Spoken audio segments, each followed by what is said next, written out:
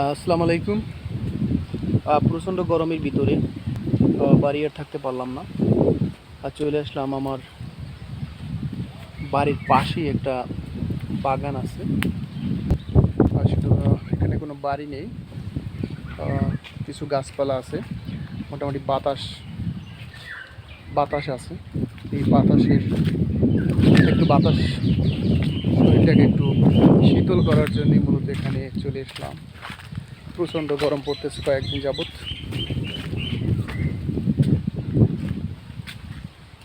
প্রচণ্ড তাপদাহ চলতেছে। খারাপ একটা সময় যাচ্ছে সবার জন্য। ঘরে থাকলেও, কারেন্ট থাকলেও ফ্যানের বাতাসও প্রচণ্ড গরম লাগছে, যার জন্য ঘরেও থাকা যাচ্ছে না। বেশিরভাগ সময় আমরা এই বিটাই বেশি সময় পাস করি, কারণ বাড়ির খুব কাছে।